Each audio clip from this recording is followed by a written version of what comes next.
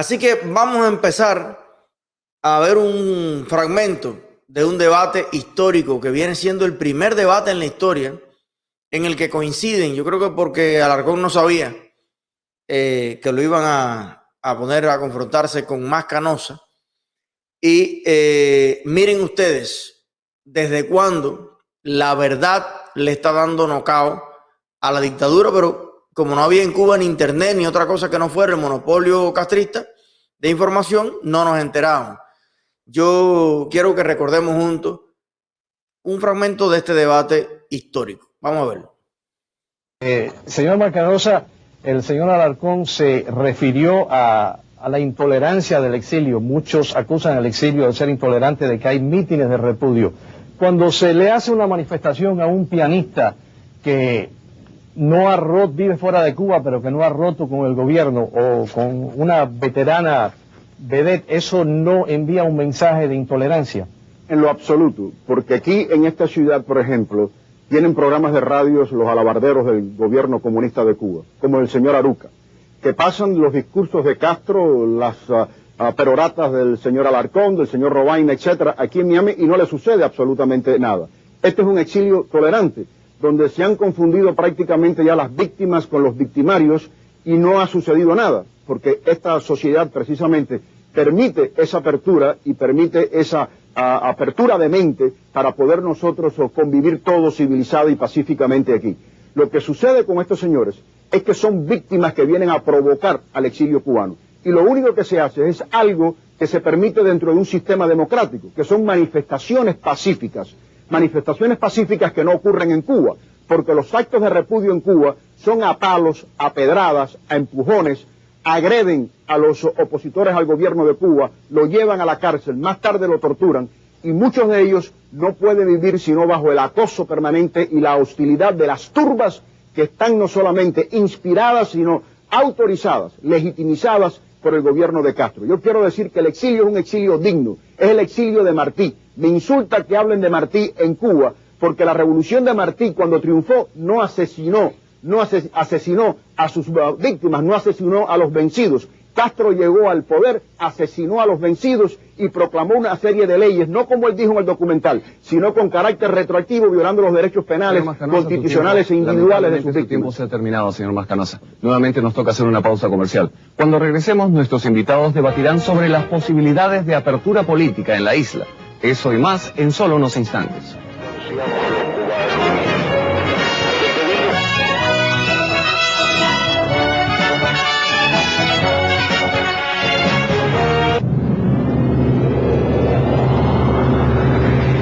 ¿Qué tal? Y bienvenidos nuevamente a este debate sin precedentes entre importantes líderes del gobierno y el exilio cubano. Nos acompaña desde La Habana el señor Ricardo Alarcón, presidente de la Asamblea Nacional Cubana, y desde Miami el señor Jorge Más Canosa, presidente de la Junta Directiva de la Fundación Nacional Cubano-Americana. Cada uno de nuestros invitados cuenta con 1 minuto y medio para responder las preguntas de nuestros panelistas María Elvira Salazar y Ricardo Brown, corresponsales de CBS Telenoticias y conocedores de la realidad cubana. Continuamos con el debate. La pregunta para el señor Ricardo Alarcón está a cargo de Ricardo Brown. Ricardo. Muchas gracias, José. Mi pregunta al señor Alarcón. Gran parte de la comunidad internacional pide una apertura democrática en Cuba, y vamos a estar claros con lo que quieren decir. Partidos de oposición, con elecciones periódicas, con reglas del juego que permitan igualdad de condiciones a quienes están en el poder y a quienes aspiran al mismo, con libertad de expresión. ¿Qué tiene de malo eso, señor Alarcón? Lo que tiene de malo es que nadie pretenda imponerle a otro cómo organizar su sociedad política. Eso que usted ha descrito es una idea de un modelo político que prevalece en algunos países de Occidente, pero no es cierto que sea universal. Estados Unidos tiene excelentísimas relaciones con países que no tienen elecciones, jamás las han tenido, no reconocen la existencia de partidos políticos, no reconocen ni siquiera la existencia de derechos para la mujer, pero tienen mucho petróleo y por lo tanto a nadie se le ocurre bloquearlos, sino que lo que ustedes buscan es sostenerlos, apoyarlos, ir hasta la guerra incluso, para que esos países sigan siendo como son. Lo más importante para la comunidad internacional, el fundamento mismo de toda comunidad internacional es el respeto a la independencia de los países. Entonces nadie tiene derecho a dictarle a otro cómo tiene que organizarse. Y eso es lo que pretende Estados Unidos. Yo tengo también mis opiniones sobre el sistema electoral norteamericano.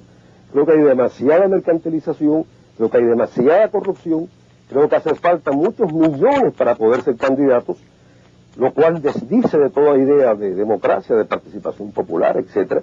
Pero yo no tengo derecho, por tener esa opinión, a presionar o imponerle, y mucho menos a tratar de asfixiar económicamente ese país. Jorge Mascanosa.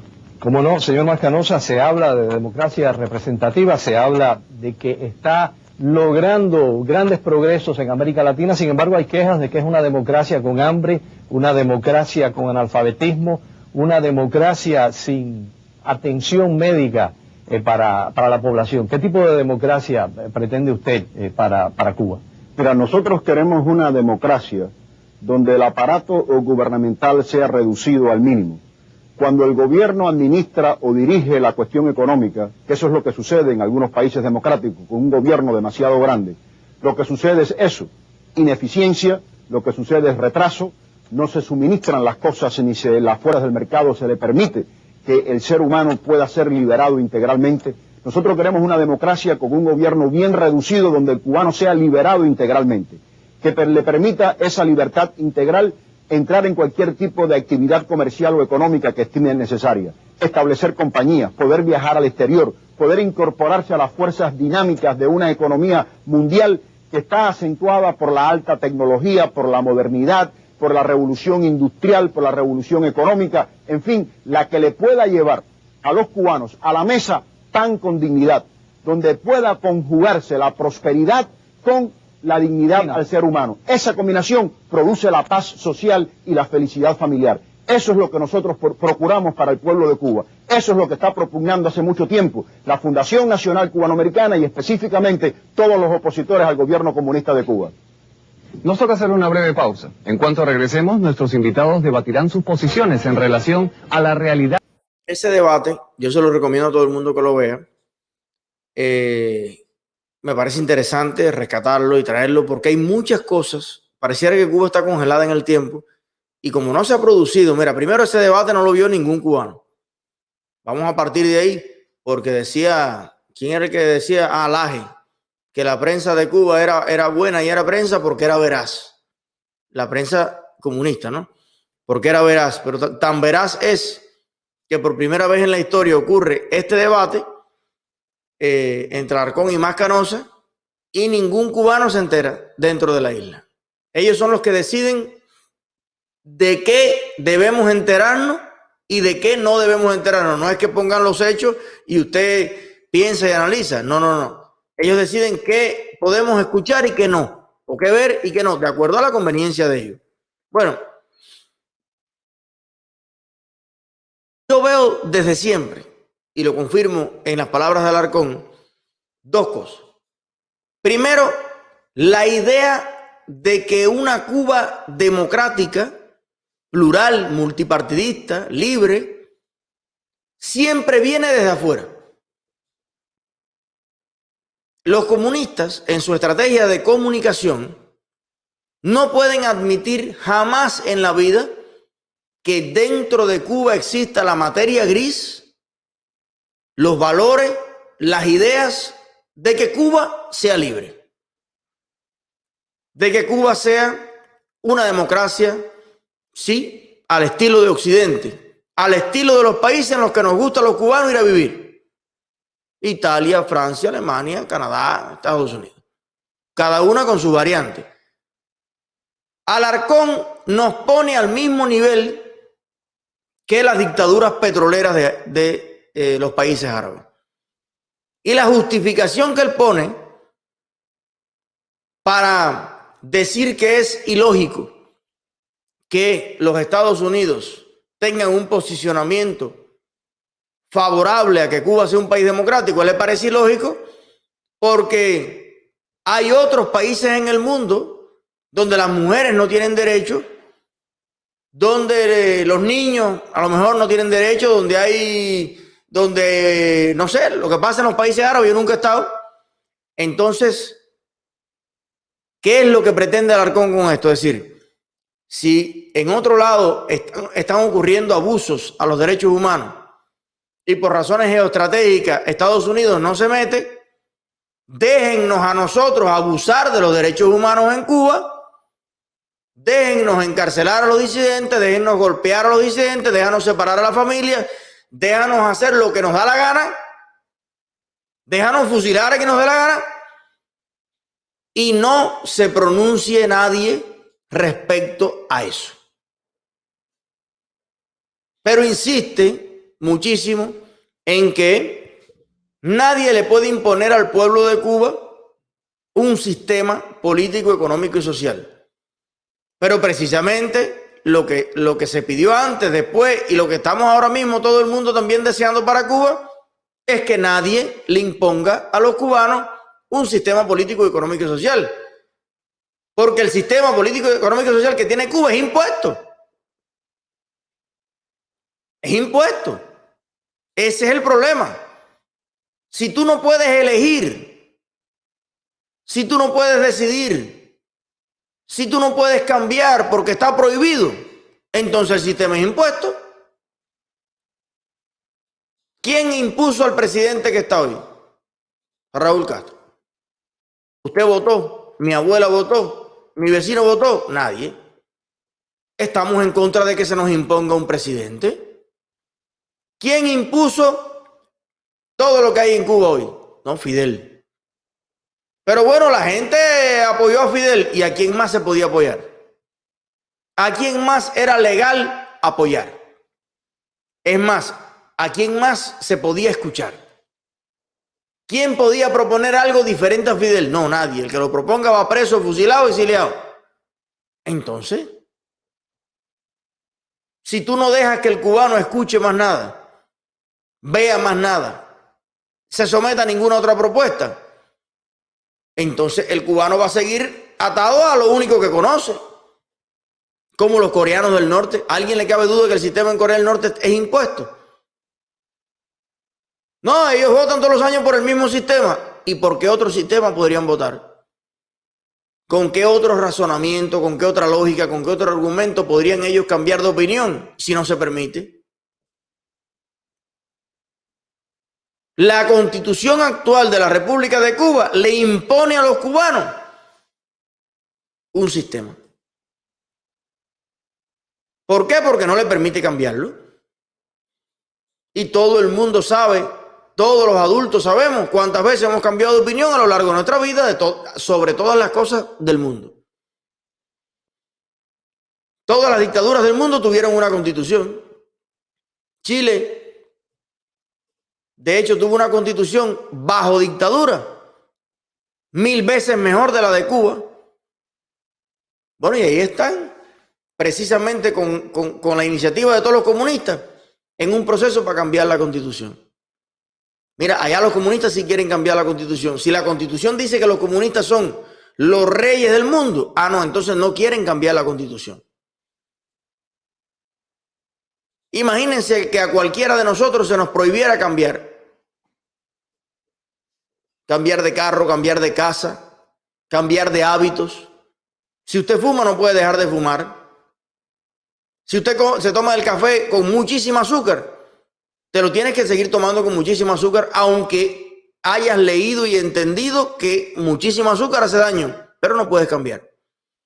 Si usted come con tantísima grasa, tienes que morirte comiendo con tantísima grasa aunque te mate la presión arterial. ¿Por qué? Porque está mal cambiar. No.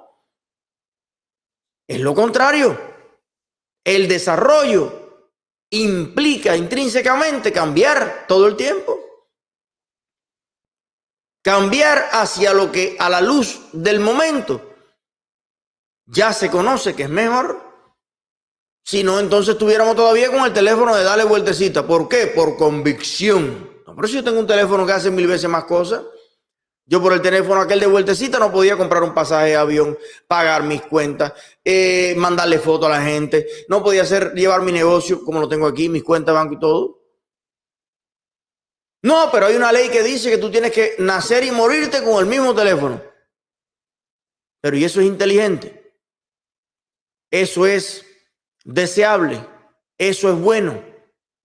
No. Me estás imponiendo el pasado, me estás imponiendo el atraso, me estás imponiendo el subdesarrollo, porque tanto ha avanzado la ciencia en la meteorología, en la educación, en los espejuelos, en todo, como ha avanzado las ciencias políticas.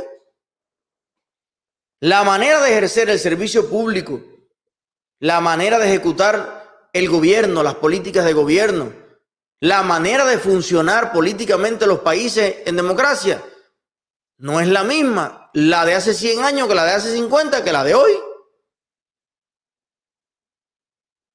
¿Por qué los cubanos tenemos que tener eternamente la misma manera de hacer las cosas, más aún cuando no nos da resultado? Porque si yo quiero mantener toda la vida, vamos a suponer, afeitarme con la misma cuchilla, pero yo me paso la cuchilla y es suave, me quita todos los pelitos, óigame, con una sola vez ya tengo, no me saca sangre, no nada, y digo, ¿por qué cambiaría yo la cuchilla? Pero si usted usa una marca de cuchilla, de afeitar, que cuando usted se hace así, deja la piel en la cuchilla, lo raspa, lo enferma, le produce laceraciones, infecciones, y hay 1000 tipos de cuchillas más acorde a la piel mía, más acorde con nueva ciencia, con nueva tecnología, que te ponen vitaminas, que te hacen. ¿Por qué yo tengo que mantenerme atrincherado, sufriendo, rompiéndome la cara? Por convicción. Bueno, usted tiene la profunda convicción de nunca mejorar. Ahora, ¿qué pasa? Que lo que está pasando en Cuba ahora mismo, para las 3000 y pico de personas que me están viendo, es lo siguiente. En Cuba hay personas que quieren progresar y que quieren mejorar y que quieren cambiar y que quieren ser libres, sobre todo la juventud. Y en Cuba hay un grupo de personas que yo creo que son una profunda minoría, que ha sido manipulada siempre para que vote por la Constitución, para que vote por todas las cosas, pero a la luz de los hechos, de la información que cada vez entra más a Cuba, quieren tener ese cambio. O sea, están en como el intermedio ahí, y hay un grupo reducidísimo, pero muy extremista, que vive de la dictadura, aunque los demás no tengan nada, ellos tienen algo, que son toda la masa, la capa esta burocrática, dirigente, de militares, de tal, qué sé yo, de jefecito, de barrio, de zona, del otro, el otro, que son realmente esbirros, que son de los que, aquí se mencionaba el otro día, si le das un alicate, saca uña y saca ojo, que es un buchito de cubanos muy reducido. Entonces, la pregunta es, ¿qué va a pasar en Cuba? Ese grupito de personas que se cree dueño del país, violentos, que incluso se convertirían en asesinos, si se les permite, ¿van a lograr mantener esclavizado al otro 96%? ¿O ese 96% de la sociedad va a salir masivamente a las calles en paz, sin violencia, pero determinados a decirle, tú a mí no me vas a mantener esclavizado la vida entera? Si tú quieres ser comunista en el sistema en el que estamos todos con los mismos derechos, sé comunista. Pero Marx y Engels, ten ese discurso toda la vida, aplica lo que te enseñó Marx y no progreses. Vive la vida con un resentimiento, con un odio, con una cosa de clase, pero yo no puedo estar, yo tengo una sola vida. Y yo no puedo someter mi vida a tus designios, a tus criterios. Y hablo por 8, 9, 10 millones de cubanos. No pueden regalarle su vida, regalarle su tiempo, regalarle a los comunistas la única oportunidad que tenemos millones de cubanos de ser exitoso, de ser libre, de avanzar, de elegir, de tener un negocio, tener una empresa. En Cuba, el 90% de los cubanos no pueden vivir mal porque al 10% le da la gana, aunque tengan un palo en la mano. Sí, porque el día que ese 90% le dé por coger un palo también, se van a tener que meter esos 600.000 comunistas los palos por el culo. Porque el día que salgan 10 comunistas con palo y salgan 1 millón de personas con palo también, ¿qué van a hacer con el palo?